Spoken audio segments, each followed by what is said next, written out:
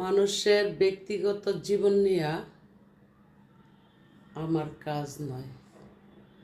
আমি যদিও সাধারণ মানুষ হই, তবুও মানুষের জীবন নিয়ে ভাবি।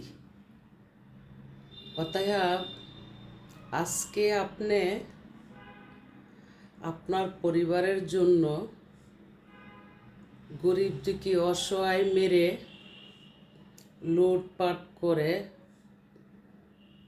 খেয়ে যাবেন, এমনকি বড় হবেন, বড় বানিয়ে যাবেন। কখনো আপনাদের ছেলে মেয়েরা এমনকি আপনার পরিবার মৃত্যুর পরে অন্ধকার কবরে কখনো জবাব দিতে যাবে না। আপনার জবাব আপনিই দিবেন। আর অন্ধকার কবরের হিসাব কিতাবটা যে কতটুকু ভয়ঙ্কর, ময়রা কেউ ফিরে না আসলেও হাদিস কোরআনে বর্ণনা আছে মানুষের মৃত্যুর পরে কি হবে। হয়তো আমি হাদিস কোরআন জানি না, যতটুকু জানি তাই বলছি। তাই দয়া করে কখনো গরিব দুঃখী অসহায় দরিদ্রর হক মেরে খাবেন না।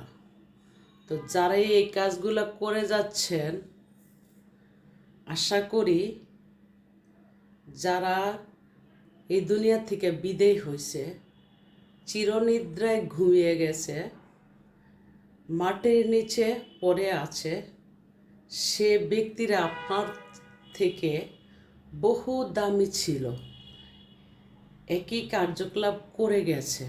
তো সেইখানে গিয়া আশা করি আপনি 1 মিনিট, 2 মিনিট, 3 মিনিট দাঁড়িয়ে অনুভব করে উপলব্ধি করবেন এই দুনিয়াটা কি আর কোথায় যেতে হবে। আজ আমাদের দেশে যেই পরিমাণ গরিব দুঃখী অসহায় কষ্টে, পেটের ক্ষুধায়, দ্রব্যমূল্য উগ্রগতি ইস্যুতে পেট থাবড়াচ্ছে, সেই মোতাবেকই আমি আজকে কথাগুলো বললাম।